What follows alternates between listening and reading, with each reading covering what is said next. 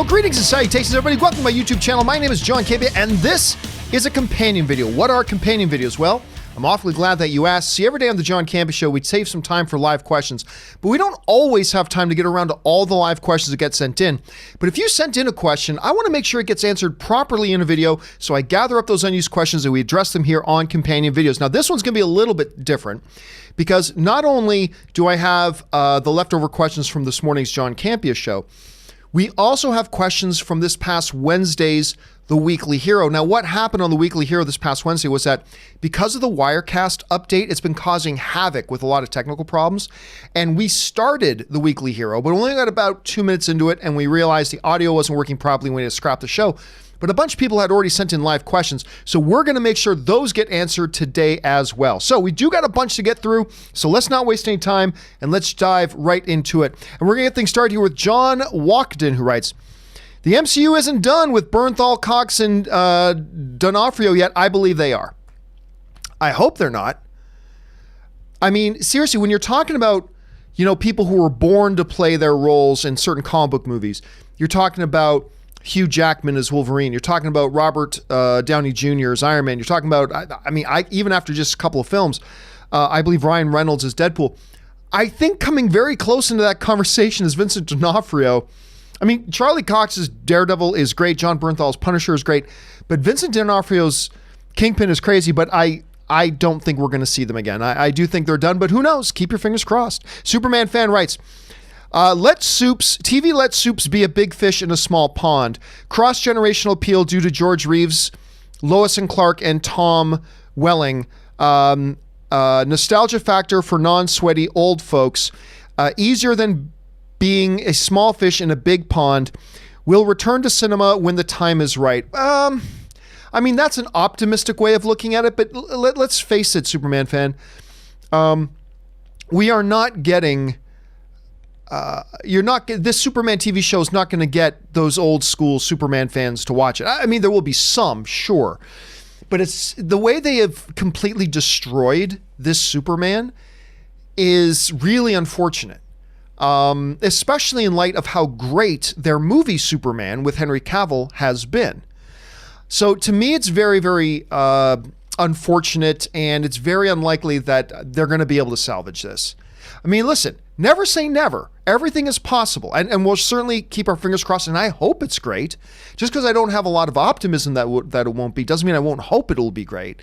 I hope it'll be great. But I've got my doubts, man. And Superman is Superman. He's the granddaddy of all comic book characters. He is not meant to be a big fish in a little pond. He is meant to be Superman, the fish of the pond. You know, so I don't accept this relegating Superman to the minor leagues and feeling good about that. You know what I mean? But anyway, that's just me. Let's see how it all works out. Okay, David Crabtree writes, it's been great having Weekly Hero back. It is great having Weekly Hero back. I have some fun artwork in the pipeline for you guys and the whole crew on the John Campea Show. Well, I'm looking forward. David's done some really fun stuff before, artwork-wise, of both myself and Robert. And it would be great, David, to see more and stuff of like Aaron and Chris as well. That would be great because David always does really good stuff. Like both Robert and I have shared some of his stuff on social media and Twitter. So I'm looking forward to seeing it, David. Whatever it is you got cooking, I'm looking forward to seeing it. All right, Cinema Reviews writes, in the last couple of Weekly Heroes, Rob's dogs made some very good and compelling points on the subjects. Why didn't you address their opinions? You know, it's funny, but you bring up an interesting point. I don't know how much longer I can continue to let Rob do the Weekly Hero remotely. Because we used to do a lot of stuff with Rob remotely, but you know, when you're doing it via, when you're telecommuting in and you're doing it via thing, it opens up a whole new world of technical possibilities of technical problems. It's a whole new batch of technical problems you could potentially have. And when we used to have Robert, you know, for lack of a better, we didn't use Skype, but for lack of a better term, Skype. When we used to have Rob Skype in, there were a whole bunch of other technical things that could go wrong now and again, and it made it a nightmare. So we thought, well, since we're just doing Weekly Hero, why not just, so he doesn't have to come all the way out here for the John Campea Show in the morning and then go home and then come all the way back out in the afternoon for Weekly Hero. We thought, let's Let's Skype him in, even though we don't use Skype. Let's Skype him in. But I'm telling you, I got to have this conversation with Rob because I don't like having dogs barking in the background. To me, it's distracting to the show. And I may have to talk to him about that, about what are some options we have here, because that can't continue to happen. Because I hate it when I have my dogs here and they do it. Like, I can't stand it. I can't stand it. So I don't know. We'll have to see what we can do about that moving forward. All right, Superman fan follows up and writes, Lois and Clark and Smallville, I guess you mean, didn't permanently kill movie Superman. No, but that was a different era. That was a totally different era. Like, even though we're only talking like a decade or so ago, that was a completely different era in a completely different set of circumstances. I don't think you can compare that situation. I don't think those two compare whatsoever. All right, Joseph Ziegler writes, heard Watchmen on HBO took liberties with certain characters like Rorschach. Thoughts on how that kind of creative freedom may play out for Green Lantern? And when I say Rorschach, I mean what he stood for. I hear his followers are white supremacists. Sounds like the show takes some freedoms. Maybe Green Lantern will too. Well, first of all, I haven't, just full disclosure, I haven't started watching Watchmen yet. Just, you know, I haven't seen episode 1 yet. I'm going to do that probably tomorrow. I'll watch the first episode and get caught up. That aside, dude, every comic book movie you've ever seen takes massive, massive liberties. Because the job of a filmmaker is not to make a movie that's as close to the source material as possible. The job of the filmmaker is to make the best movie or television show possible. That's their first priority. And sorry, things created for the page do not always translate perfectly one-to-one over to the screen. Adaptation is needed. For instance, a couple of the greatest comic book movies of all time, X-Men Days of Future Past, is very much not like the comic book of X-Men of Days of Future Past. It's very dissimilar. There are some similarities, but for the most part, it's totally different. Avengers Age of Ultron, very, very little in common with the Ultron stuff in the comic books. Very little in common. On and on and on. They all take massive liberties. This isn't something new and it isn't something different. So while I have not yet started watching the new Watchmen series yet, I go into it assuming it's going to take a bunch of liberties. I just assume it will, because that's kind of what you need to do. The question is, do they do the right ones? Do they keep the things from the original source material that they need to keep? Do they make flexible the things that are flexible with all that kind of stuff? So we'll have to wait and see. And even if they do some drastic change, if it works, it works. That's the most important thing. So I fully assume, just like every single comic book, movie, and TV show does, with very, very few exceptions, they all take big liberties. So I just assume, even though I haven't seen it yet, I just assume the Watchmen ones will as well. All right. Michael Alton writes, I'll give $100 to your favorite charity if Ford v. Ferrari isn't your number one movie of the year. If it is, we go 50-50. Well, I'm not going to address that at all, because I'm not going to, even if it's for charity, I'm not going to in any way, shape, or form attach what my opinion of a film is to a wager on the side where I have any investment, pro or negative, towards like a thing. So while I appreciate any gesture towards charity is always great. Well, I appreciate that. I'm going to have to decline. I'm going to have to decline your offer, Michael, unfortunately. All right, James Argento writes, with the success of Joker, I think we are more likely to get a Elseworld Superman film, Kingdom Come, Red Sun, than a proper Man of Steel 2. I'm still iffy. Look, one of the reasons I've been cheering for Joker since day one that they announced it was because I want to get more standalone outside of shared cinematic universe movies, maybe even some Elseworld stuff like a Red Sun. The problem is, while Joker has done great, better than great, while Joker has been a smash success, you can't count on that. It's only one movie. That's too small of a sample size. Warner Brothers and the execs over there, and I assume Walter Hamada, are smart enough to know just because we did one film like that and it was a smash success, you can't hang your hat on that.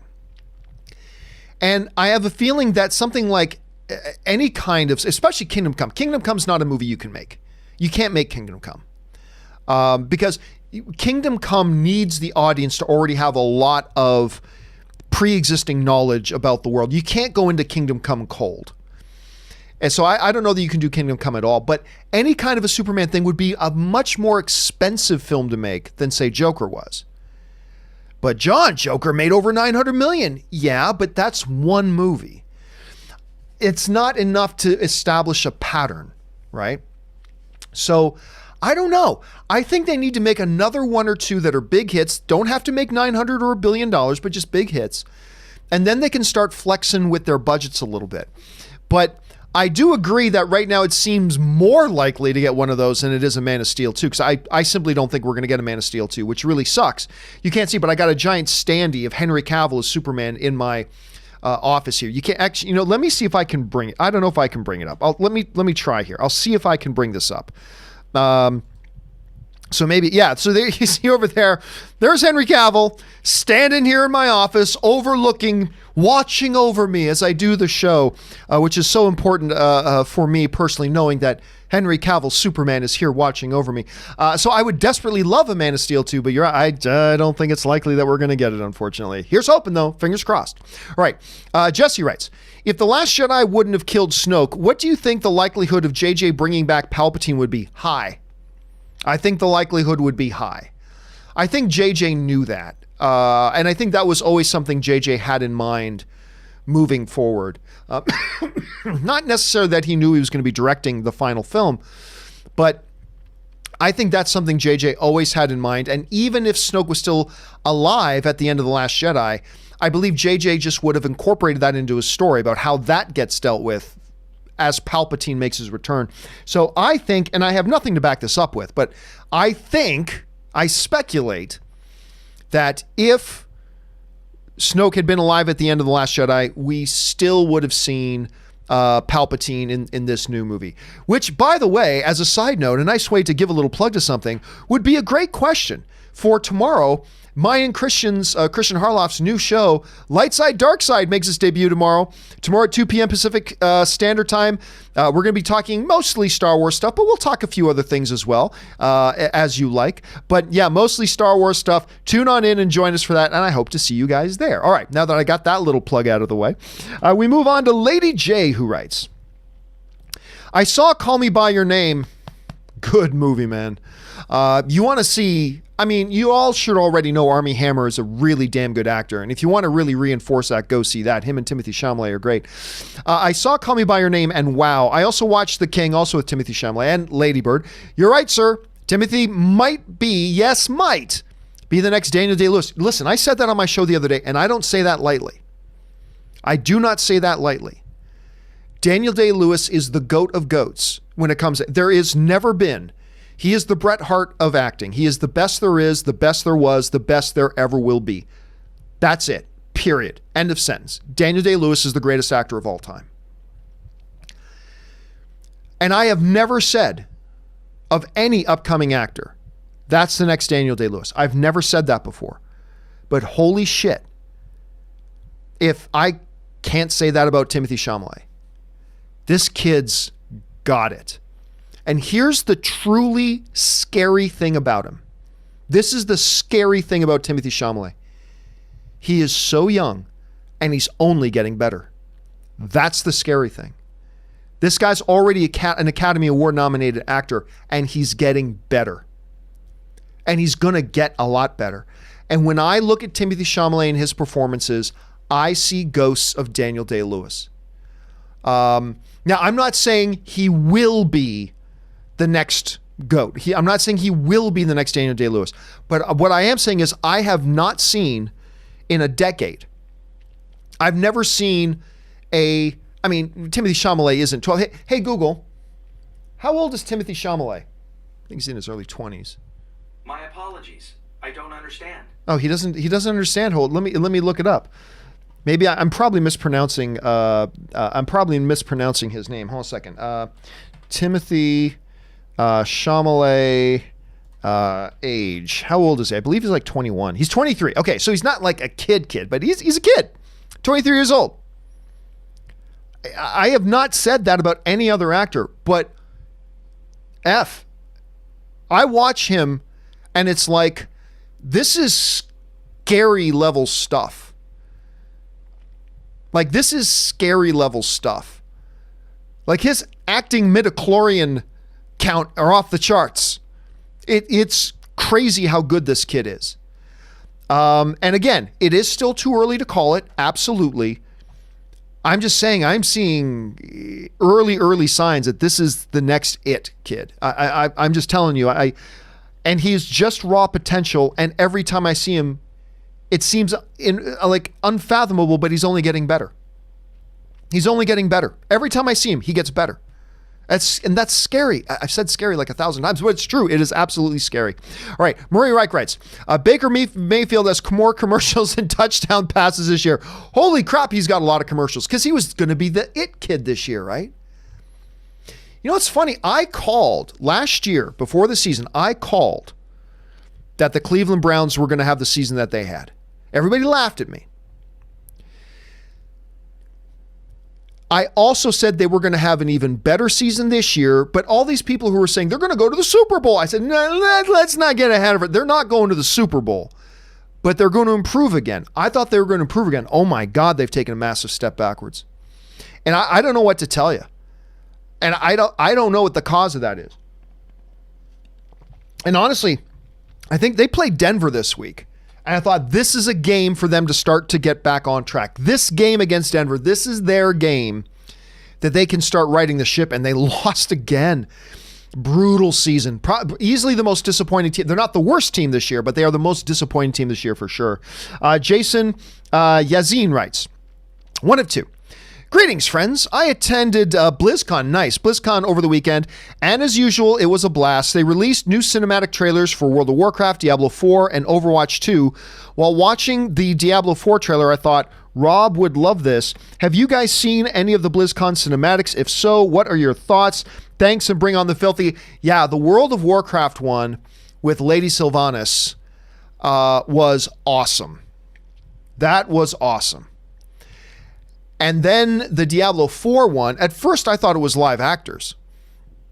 And then I slowly started to realize that's animated.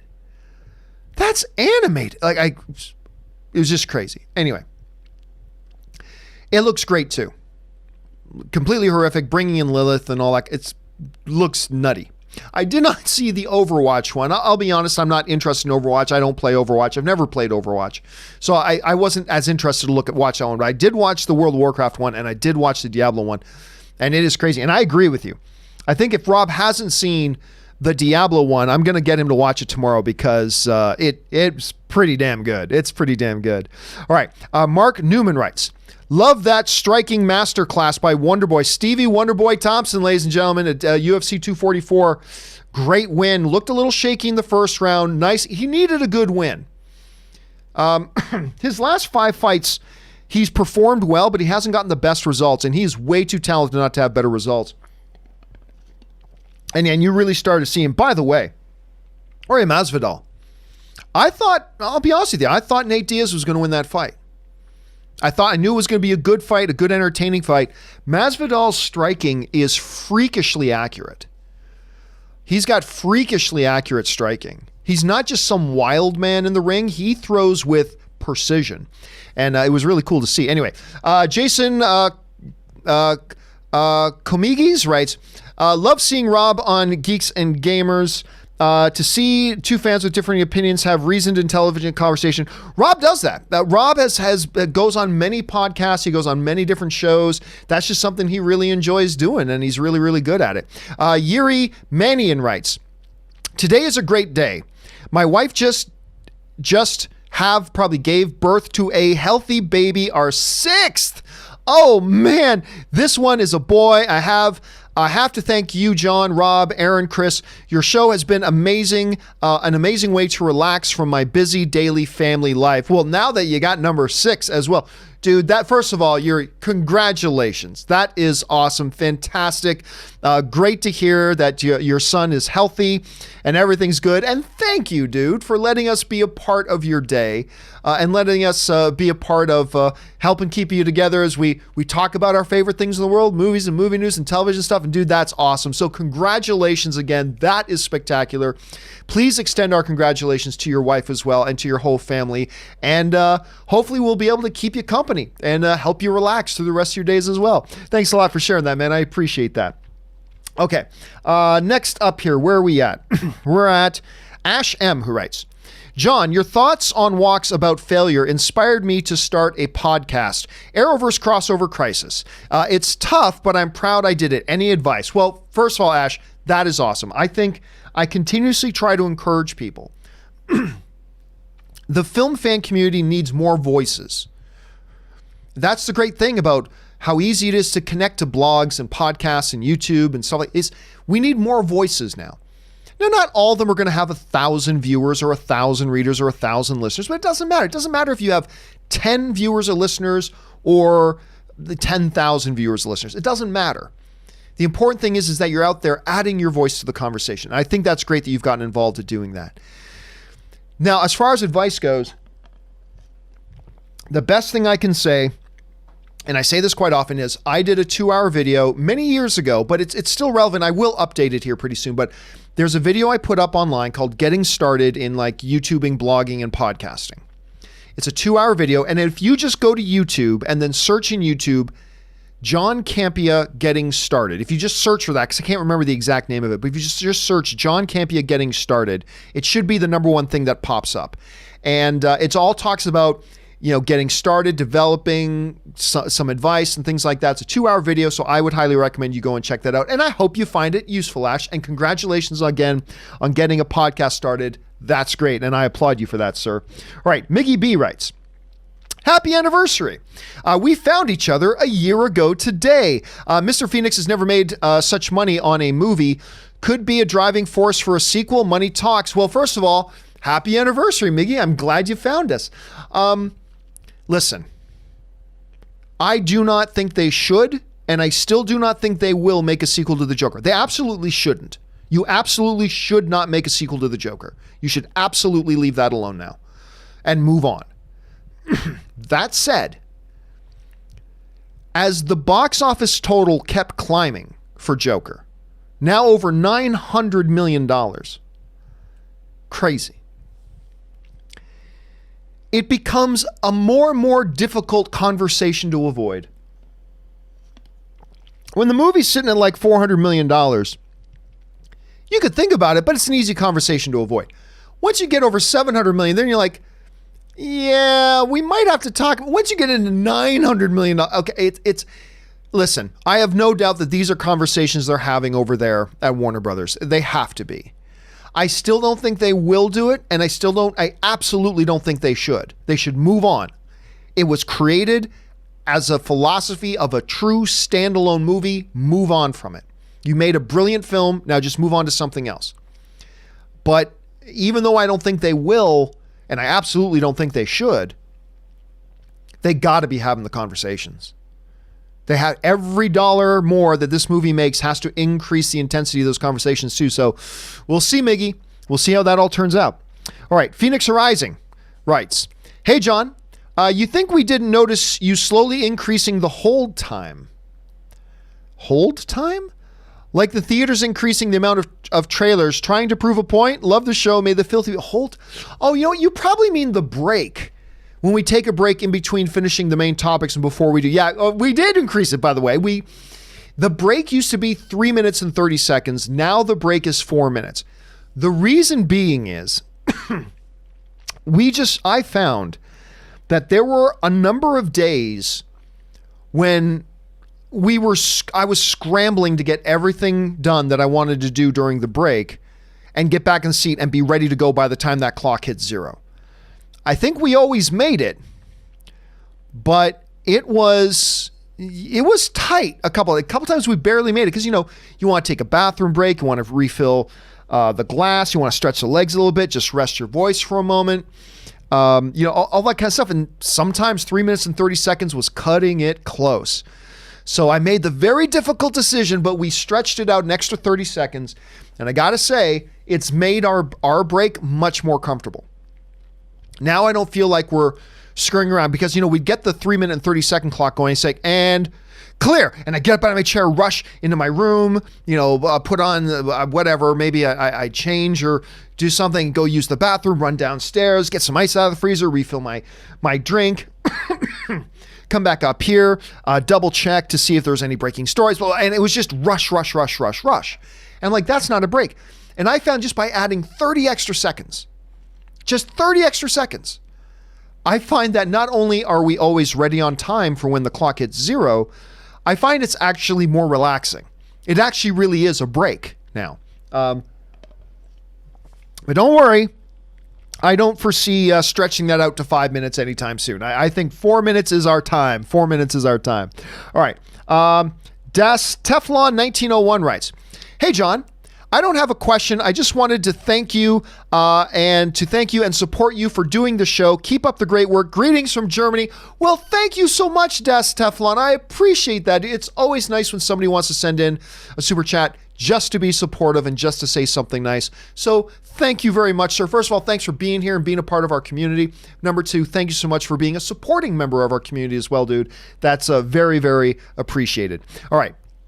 Edgar M. writes, waiting for Palpatine to say execute Order 66. Yeah, I doubt we're going to see that.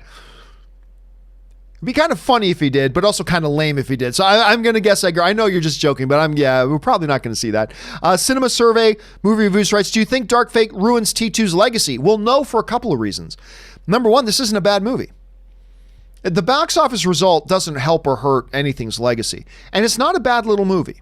Not everybody loves it, but it's got an 85% audience rate, a verified audience rating. It's got a 70% critic rating. It's not a great movie. It's not a bad little movie. If any movies were going to ruin Terminator 2's legacy, it would have been Terminator Salvation or Terminator, like all the previous crappy movies. Those ones would have done that. But even if Terminator Dark Fate was a horrible movie, it still doesn't affect Terminator 2's legacy. Nothing in that movie's changed. That movie is still that movie. It doesn't touch that movie's legacy whatsoever. Look at the prequels. When the prequels came out and everybody hated them and they're garbage and whatever, did that at all take away anybody's love in the slightest for the original trilogy? Not at all. Not at all. And today there are people who really don't like the new films. I do, but there are people out there who really do not like the new films. Does that wane their love of the original trilogy? I don't think so. So no. Terminator 2 or Terminator Dark Fate does nothing at all for many reasons, but for those main ones, does not hurt the legacy of Terminator 2. All right. Eliel J. Bays Adames writes, saw The Lighthouse, so bizarre. It reminded me of that short and weird Salvador Dali film. Made me feel anxiety, much like the Joker. Listen, I liked Lighthouse. I liked it very much. I was just completely enthralled with it. The acting in it is just top shelf. Top shelf. Robert Pattinson, Willem Dafoe are fantastic in it, and they keep your eyes glued to the screen. But I did walk out of it saying, what the hell did I just watch? I'm still not 100% sure what I watched. All I know is that I was enthralled with it the whole time. For those of you wondering, wait a minute, Salvador Dali made a short film? Well, here's the thing. It's either Destino or something like that. In the 1940s, Salvador Dali, the iconic legendary artist, and Walt Disney started working on a short film together, and they even started storyboarding it out.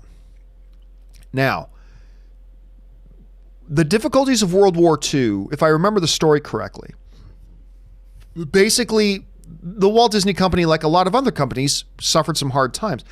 The movie got shelved. The project for the short film got shelved. Fast forward now to like the early 2000s or a little bit earlier than that. And the old storyboards get rediscovered between Salvador Dali and Walt Disney. And the Disney company decides, you know what? We should finish this. And apparently they did, and they made it. And I've seen the short film. It's about 6 or 7 minutes long. It's not very long, and it's trippy. it's trippy.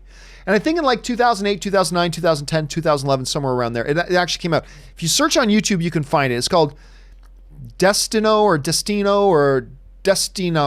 or something along those lines. Anyway, it's clearly a blend of some mythology and whatever. It's again, but like Lighthouse, I like your comparison. I'm not really quite sure what it is I was watching. As a matter of fact, if I remember it right, they even had to go to Salvador Dali's widow and get her to interpret what the hell the storyboards meant. Because I think even when they were trying to pick up, anyway, I don't know a lot about it, but if you want to go check it out, you should go check it out because it's an interesting thing. But I agree with you. I had that same kind of feel to it. Absolutely. All right. Colin Emerson writes, over under 30% that Ben Kingsley will return in Shang-Chi. I'm going to take under, but not a hell of a lot under. If you had set the line at 20, I might have taken the over. 30 is too high for me. I don't feel comfortable with the number 30, so I'm going to go under on that. So I don't think it's likely, but it's definitely a possibility. But for now, I'm going to stick with the under on that. All right, XX Your Disease writes, I've seen every Terminator film now and thought the T-1000 in Terminator 2 is the only Terminator where we don't see a point of view shot with what their heads-up display. Is that true? Honestly, I've never even thought about that. I've never even considered, now that I think back on it, I don't ever remember seeing a HUD display for the T-1000 either. That's an interesting little bit of trivia there, Double X Your Disease. I learn something new every day from you guys. That's an excellent observation. I hadn't even thought about that. LEL writes in again, it is truly a journey to madness. Oh, talking about Lighthouse. Oscar-worthy acting by Dafoe and Pattinson. Superb cinematography. Pattinson is going to be awesome as Batman. Well, I'll tell you what, LEL. Listen, just because he's great in one world doesn't automatically mean he'll be great in another. But I have thought he would be great as Batman ever since they announced him. It's not a name I would have come up with in a vacuum. But once they said him, I was like, yeah, this dude's awesome. And you're right. It is a tour de force. I will not be surprised at all if both Dafoe and Pattinson get a nomination at the Academy Awards. Now, to me, this is a problem because they are both clearly the co-leads of this movie. It's clear. The movie is both of them. But I think they've already announced that they are going to campaign for Robert Pattinson for Best Lead Actor. And they're going to campaign for Willem Dafoe in Best Supporting Actor. Whatever. They're both lead actors, but they want to make sure they both get nominations. So we'll see. I won't be surprised at all if both of them do end up getting a nomination. All right. Epic Movie Channel writes, hey, John, massive fan of your show from Italy. Well, thank you so much, brother. Grazie, bravo, guardato il mio amico. I appreciate that very. My Italian's is very, very rusty. Thank you so much for writing that. You know, it's funny. Some people still know my real name is actually Giovanni. I am Italian, but I've never been to Italy. My father and their family came over on the boat when my dad was a teenager. And my whole family came over too. So I grew up with my whole Italian family, everybody speaking Italian the whole bit, but I've never been to Italy. My wife has been to Italy, I think 2 or 3 times, but I myself have not been. I need to go to Calabria. And hopefully I will sometime. Well, anyway, thank you, Epic Movie Channel, for writing that in. I appreciate that, brother. All right. Ovidio Valeno writes, hi, John and crew. Have you seen Flash Forward with Joseph Fiennes? I have not. It got canceled after only 1 season. In my opinion, it was great and original. Joseph Fiennes, by the way, who currently can be seen in The Handmaid's Tale. Fantastic show, by the way. If you guys haven't seen Handmaid's Tale, fantastic, fantastic show. Anyway, Joseph Fiennes can be seen that, and he is indeed the brother of the greatest actor alive today to not have an Academy Award on his mantle, and that's Ralph Fiennes. So Ralph Fiennes and Joseph Fiennes are actually brothers. Best brother acting duo in the world, for my money. And there are several great ones, but the combination of Joseph Fiennes and Ralph Fiennes is an unbeatable, maybe the best acting siblings in history. Maybe. There's an argument to be made there, but they are fantastic. But I've not seen that show. No, I never did watch that one. I remember hearing about it, but I really don't even know anything about it. But I might have to look it up because Joseph Fiennes is a great one. He's absolutely fantastic and so good in Handmaid's Tale. Anyway, Voltron Prime writes, John, can you please explain bagged milk in Canada? Well, so in Canada, I remember coming down to the States, it's like, why is milk in flimsy, thin cardboard cartons? How does that make any sense? Because in Canada, what you do is I would go and you buy bags of milk. So you get a big bag, and within that bag are 3 individual smaller bags of milk. And you put the bag of milk into a milk pitcher, and then you cut the corner on the bag. And there you've got your milk that you serve, right? And it makes far more sense. It is far more hygienic. It keeps the milk much better because it's absolutely 100% air sealed. It's cheaper, less expensive to assemble it and put it together, and creates a lot less landfill. It's just a far superior system. But yeah, so because there was never any muss or fuss, you grab a bag of milk and drop it in the milk container. That's it, and away you go. It was a great system. Great system.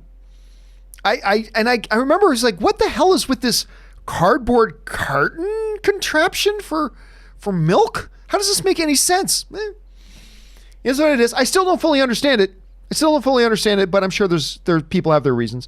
Radhames Riaz writes, I think Joker's going to hit the 1 billion mark. Well, it's definitely possible. We've said that for a long time. It is definitely possible. Now, remember, it still has 60 plus million to go. Most films don't even make 60 plus $million, let alone ones going into their 6th weeks. So it's going to be close. I still don't think it'll get there, but it very well could. It could just crawl over that mark. Either way, to me, it doesn't matter. The success of this movie, considering it's R-rated, never had a China release, and has no Batman in it, and everybody said when they first announced, oh, but if it's not, what's the point if it's not in the shared cinematic universe? What's the point? The point is to make a great movie, just like every movie. That's the point. Try to make a great movie. Anyway, with all the hurdles it had in front of it, it doesn't matter if it gets to $1 billion. The legacy of what this movie has accomplished is going to be talked about for a long time, billion or not. And it very well could get there.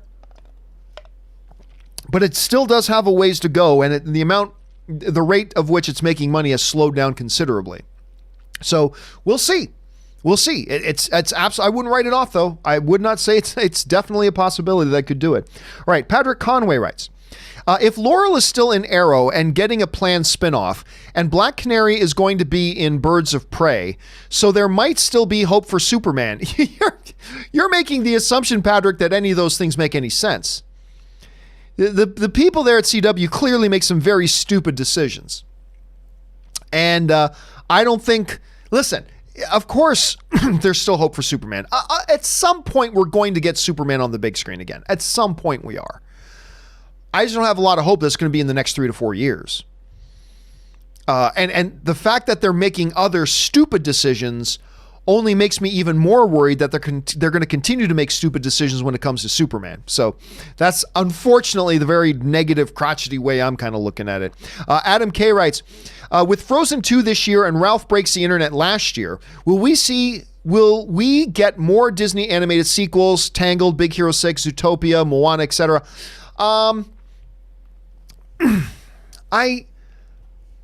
Are we going to get more? Well, absolutely. That's a 100% certainty. How many more? I'm not really sure. I do not think we're going to get a Tangled sequel. I do not think we're not going to get a Big Hero 6 sequel. If we were going to get one of those, we would have got one a long time ago. I don't think we're going to get a Moana sequel, although I would love one. I loved Moana. Love that movie. There's a line where the sky meets the sea. It calls me. I love that movie. You're welcome. I love Moana. Unapologetically, unabashedly love that movie, but I don't think we're going to see it. Zootopia is one that I believe they're actually I think they are doing a Zootopia sequel. I don't know that 100% for certain, but I think they are. But regardless, are we going to get more animated sequels? 100%. That's a 100% fact and certainty. How many, I'm not really sure. But I don't think Tangled. I don't think Big Hero 6. I don't think Moana, but I do think we'll probably get a Zootopia one. But even if it's not any of those, it'll be another. So we will get them, but I'm not quite sure how many we'll get. All right. Dylan Fontaine writes, Joker at 935 million, ready to change your mind about $1 billion. Nope. Because every week as the number goes up, it's also going up less and less and less and less. That's the thing. It continues to go up, but it goes up less than it went up the week before. And that went up less than it did the week before. And that went up less than it did the week before. It's running out of gas. Finally. But listen, there still may be, look, I've said the whole time, it is possible it could get to $1 billion. I still don't think it will. But then again, nobody thought it was going to get to 935 million either. And the fact that it's there now, still got another 65 million to go. We'll see. It's possible. If I had to put $5 on it, I would bet $5 that it won't get there. I wouldn't bet $100 on that, but I might bet $5 that it won't get there. But it is possible. I'm not going to fall out of my seat in shock and surprise if it does, but I still don't think it will, but it's going to be close. Either way, make it or not make it, it's going to be very, very close. And like I said, at this point, I don't even think it's important. I don't even think it matters. What this film has accomplished is legendary, whether or not it gets to that symbolic number of $1 billion. It doesn't matter. It got to 935 million without a PG-13 rating, without a debut in the second largest movie market in the world in China, without being part of a shared cinematic universe. And it still got to this number. It's insane. It's absolutely insane, whether or not it gets to $1 billion. Ranger 8 writes, so what happened to the best Patriots defense ever? It still is. Still is. What, you think they're going to go all season giving up one touchdown every 4 games? Come on. Of course they are. Listen, I thought the Patriots were going to be 5-4 by this point of the year. I've said from the beginning of the year, this is not the Patriots' year. They simply have no weapons on offense anymore. All they've got is Julian Edelman. And no matter how great a defense is, no matter how great it is, you're going to have an off week or two. And this won't be the only week. They're going to have another off week or two. It'll happen. It'll happen. Because as good as you are, these teams get to study your defense more and they try to find cracks in it. And then you got to adapt and all that kind of stuff. But make no mistake, statistically, they're still by far the best defense in the league. And yesterday they had a bad day. And they're going to have more. They're going to lose more games. They're going to win the AFC, like the AFC East, the division, like they always do. But I said from the beginning of the year, they're not only not going to win the Super Bowl, they're not going to go to the Super Bowl this year. They simply are too depleted. Other than Edelman, who is great, but other than him, they literally have no weapons. No weapons for Tom Brady to go to. None. And when a defense knows all they have to do is focus in on one guy, the little hobbit, Julian Edelman, then that takes away an awful lot. The loss of Gronkowski has been significant. But hey, they're still 8-1, which is much better than what I thought they were going to be, which is 5-4. But I honestly thought they're going to be 5-4 by this point. Still win the AFC East, but is what it is. All right.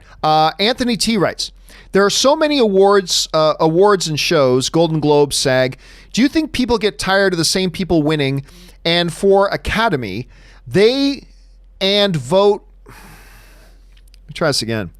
Do you think people get tired of same people winning? And for Academy, they and vote differently for a surprise? Should the Academy Awards be the first award show? Are you saying that the Academy should vote differently just to... No. Just get rid of that idea. The Academy votes for what is best, period. They don't give two shits about who did the Golden Globes award or who did these people award. They don't give two shits about that. And they shouldn't. They vote for what is best, period.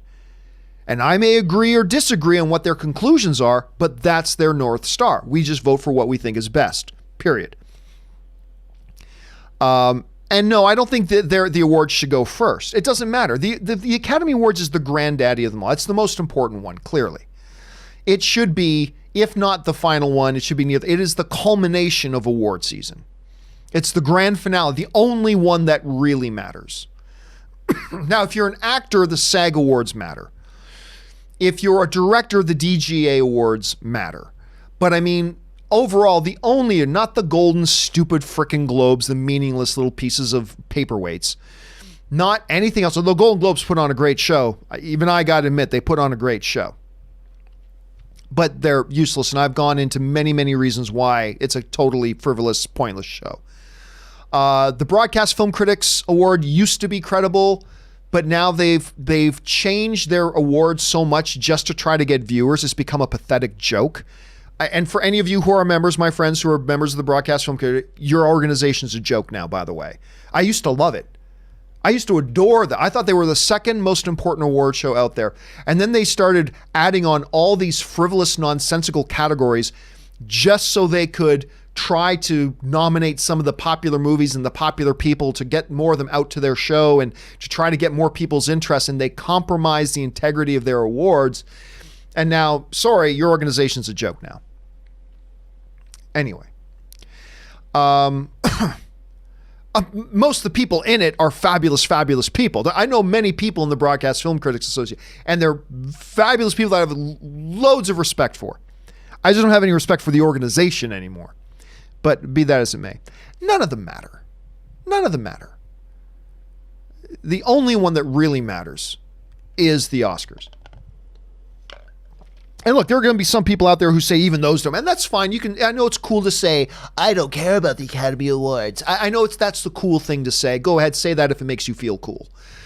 But they're the only ones that matter. So no, it doesn't matter what the other award shows do. It doesn't matter about any of that kind of stuff. The Academy Awards is still the granddaddy of them all. More people watch if you take sporting events out of it, more people watch the Academy Awards than any other televised event in the year. With all the talk about how bad the ratings have become, and they've been dropping. They've started to recover a little bit, but the last 5 years or so overall, they've been dropping. But even still, take sporting events out of it, it is the most watched television event in the world every year. So just take that into consideration. Anyway, so no. They do not vote just for different people like, oh, the Golden Globes gave it to this guy, so let's vote for the other guy. They don't care about that because they know the Golden Globes don't matter. They vote for who they think is best. That's it. And I think they should be near the end because they're the biggest one. They're the real award. So I think they should be given out at the end. But it doesn't really matter, I suppose. All right. Samuel Shin writes, Shazam sequel, haven't heard much movement. Actually, there's been a lot of talk.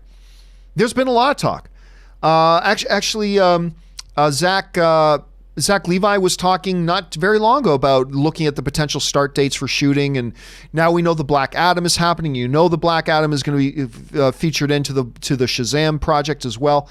So yeah, there has been movement. No official word yet, and that's fine. We don't need one yet. But there's definitely been movement. There absolutely has been. All right, Dimsum05 writes, how in the holy heck do you justify not making Joker 2 with that box office? Jesus Age, Hamada to shareholders, no Joker 2, shareholders, Pikachu face. All right, here's the thing. We were just talking a little bit earlier in the show about how with every dollar that Joker has made, it increases the necessity that you have to have the conversations about maybe doing a Joker 2. I am 100% against it, and I still don't think they're going to do it. But every dollar that movie makes, every additional dollar that movie makes, the closer and closer it gets to $1 billion, the more and more those conversations are. You have to have the conversations. So if I'm Walter Hamada and I don't want to do a Joker 2, how do I justify that to the shareholders? This is how I justify it. If I'm Walter Hamada, which I am not, which everybody is grateful for, but I am not Walter Hamada. But if I were, and I had to give an argument, make a case for why we do not do a Joker 2. This is my case. My case would be Warner Brothers and DC has faltered the last decade because we have been short-sighted. This would be my speech to the Warner Brothers shareholders. We have faltered because we have always thought short-term. And by thinking short-term and making our decisions based on short-term criteria, we put ourselves in a hole. Instead of being spoken with in equal respectability with the Marvel Cinematic Universe, we are where we are which is in a place of having to rebuild everything. And if I'm Hamada, I'm saying that to our shareholders. We, for too many years, have been forced to think short term instead of thinking big picture and long term. Yes, make a Joker 2. Okay, short term, it might make a bunch of money because everybody loved the first Joker. But that movie was designed to be a standalone film. That movie was designed to be a single standalone film. And if we were to make another one about what happens after the asylum, it's going to be a completely different movie. It would have to, by nature, become more of a comic book movie after that point. There's nothing else to say that we didn't say in that first one. So yeah, we could do another one and we'll make a profitable movie. But I think it will not come near the quality of the first one, and it won't have the vision that the first one have, and it'll be a step backwards for us. And we need to start thinking long term. We need to start thinking about building a base of credibility with our audience and building a reputation of excellence. Gone are the days of let's just fly by the seat of our pants and make quick, knee-jerk reaction decisions based on certain things. We have a plan. Focus on the individual films, establish a reputation of excellence with our audience. We're on a roll. We just had a $1 billion film with Aquaman. Shazam was beloved by audiences and critics. Joker is making us close, might even hit $1 billion. Let us stick to our plan, you freaking shareholders. Because if you let me stick to my plan, long term, you're going to make more money. You may not make more money tomorrow in the short term, but don't force us to make decisions that will damage our long-term plans. My plan is working. Let me stick to the damn plan. If I'm Walter Hamada, that's how I justify not doing a Joker 2. That's how I justify that. And that's why I don't think they should do a Joker 2. It was never planned as one. It's mission accomplished. But when your plan succeeds, that's not the time to change your plan. They had a plan for Joker. Be an excellent film, make some money, get people talking, establish that we can make these different kind of movies, true solo standalone movies and blah, blah, blah. Oh, the plan succeeded. Let's change our plan. You talk about maybe changing your plan when your plan fails miserably. The plan succeeded. Let the man stick to his plan. Anyway, if I'm Walter Hamada and I got to stand before shareholders to make an argument, my argument is, let me stick to my plan because in the long term, you will make more money that way. Don't be dissuaded and distracted by, ooh, we can make a Joker 2 right now at the expense of what's supposed to come later and at the expense of the reputation and the relationship we are building and rebuilding and refocusing with our audience. Let me stick to my damn plan. That's what I say. It might not be enough. They may, because shareholders can be fickle things, they may demand a Joker 2 anyway. But I hope they let him stick to his plan. That's what I would do, Dim Sum. Anyway, Coolsome XD writes, I hope Nick Cage is back in Spider-Verse 2 as Spider-Man Noir. I hope so too, man. I loved hearing that. Look, you could get anybody in to do the voice. That's true. But I made my heart happy hearing him in there because I love that character. Anthony Paderas writes, hey, John, told you so. Hashtag Ravensfly. Yeah, but here's the thing, Anthony. Every single week, I get told that somebody's team is going to beat the Patriots. And then the Patriots win. And the next week, other people write to me, I'm telling you, my team's going to beat the Patriots. And then, of course, the Patriots win. It happens every single week, Anthony. This is not a news flash. Big deal.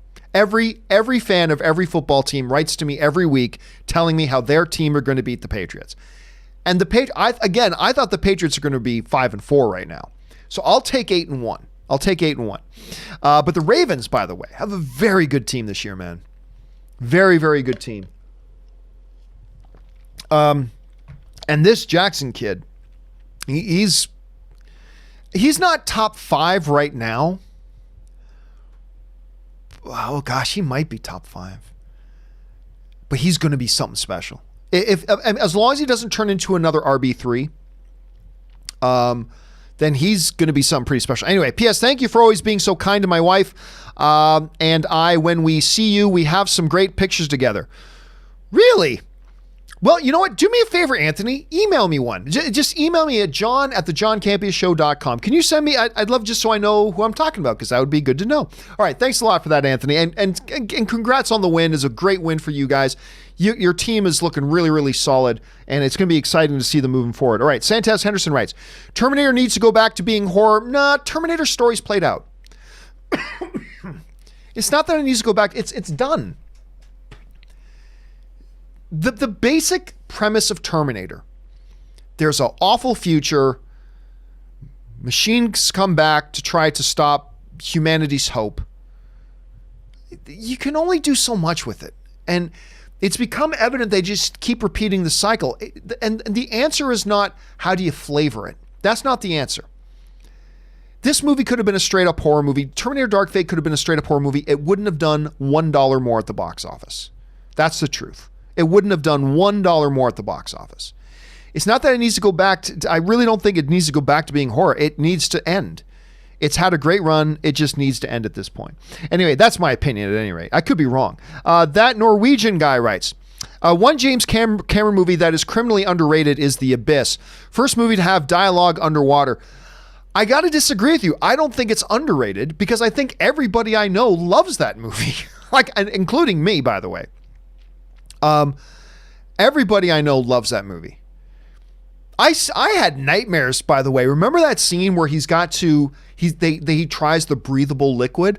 Dude, and then he's breathing for it and oh my God, that scene forever. But the visual effects were so revolutionary, and it's just a great story with mystery to it and wonder. That movie is freaking awesome. And again, I will disagree with you on it being underrated, because I don't know a single person. I honestly don't know a single person that has seen The Abyss that doesn't absolutely love it. That movie, and I'm sure there are people, all film is subjective, so I'm sure there are people out there who don't like it, but everybody I know loves that movie, including me, dude. I love that film. Absolutely. It's a good one to put up there. All right, Coolsome XD writes, odds we will ever get a National Treasure 3, very low. Now, the producer of the National Treasure movies, we talked about this on the John Campea Show maybe 4 or 5 months ago, said recently, hey, it still gets talked about around Disney. It's still brought up every once in a while. And the producer said it still gets talked about. But that doesn't sound very hopeful to me. So clearly it's still on some people's minds, but I think the odds of it are pretty low. Buddy Christ writes, hello, John and Rob. I have to say I am not a huge fan of social media at all, but I came across your channel about 18 months ago and have to say I enjoy it. Well, first of all, buddy, thank you so much. I appreciate that, dude. We're glad to have you here. It's an interesting question you bring up. Is YouTube social media? And it's interesting because a buddy of mine and I had this conversation before. Because, Facebook, Twitter, Instagram, all social media. Is YouTube social media? Now, from a technical point of view, you can make that argument. You totally can. I mean, the interactive nature of it, the commenting of it, the conversations going on, you follow certain people, blah, blah, blah. It very much feels like social media.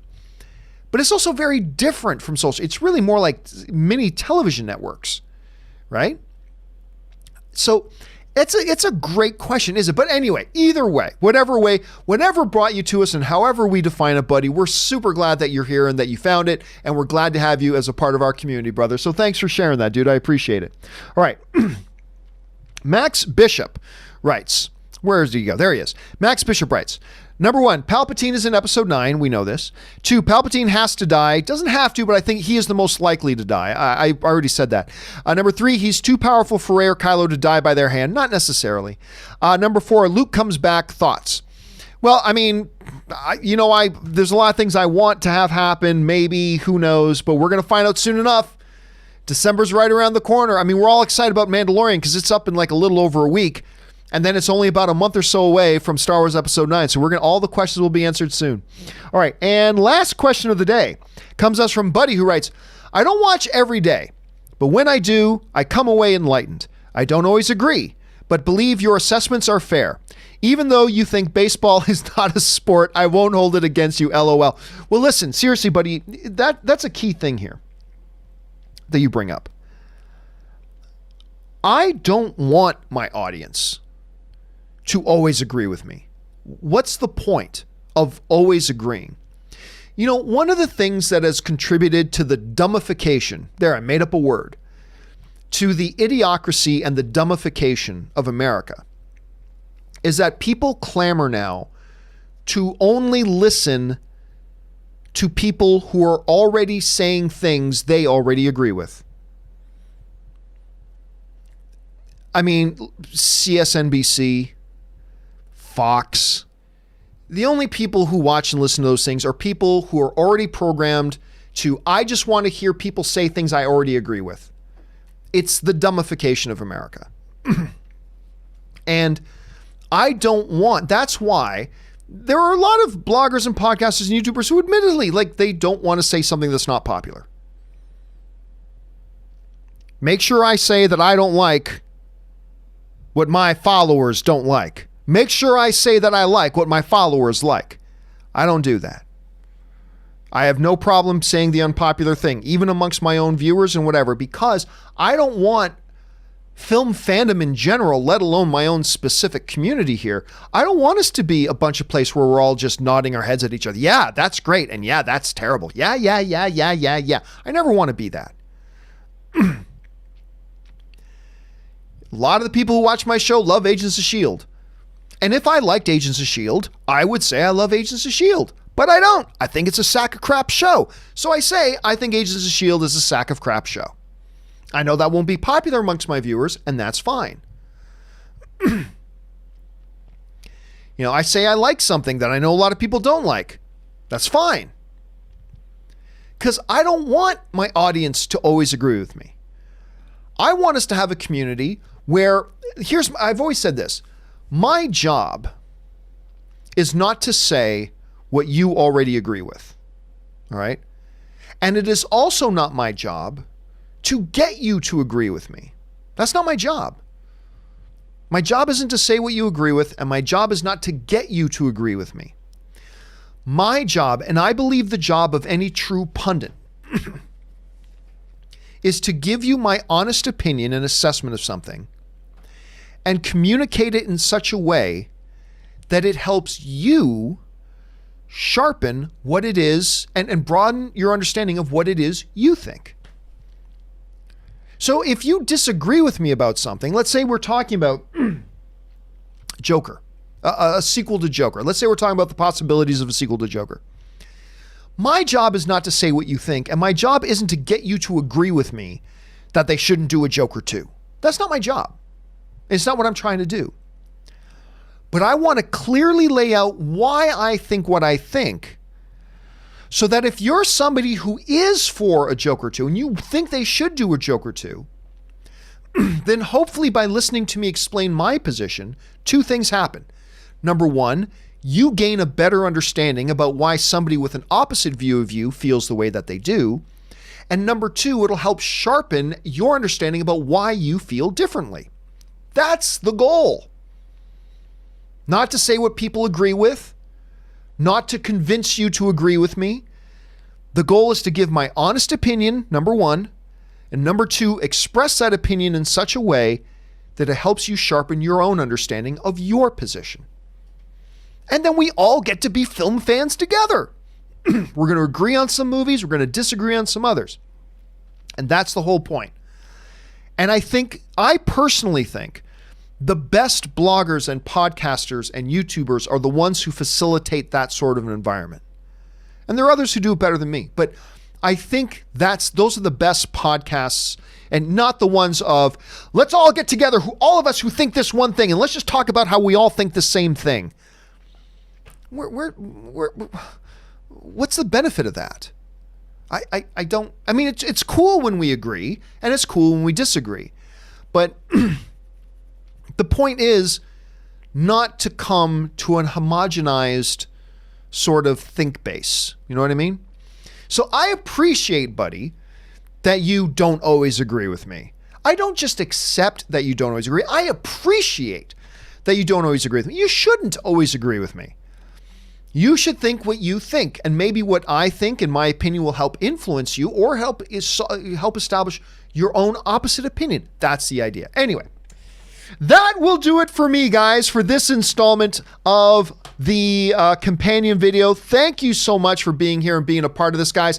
Listen, once again, don't forget, tomorrow is a really exciting day. Me and Christian Harloff, it's been over 2.5 years since Christian Harloff and I have done a show together, and we are starting our new show, Dark Side, Light Side, tomorrow. So it'll be Tuesdays at 2 p.m., streaming live. And if you can't watch live, just come by and watch it later on. But we are going to be doing it live at 2 p.m. We will, of course, be taking live questions from you guys as well there.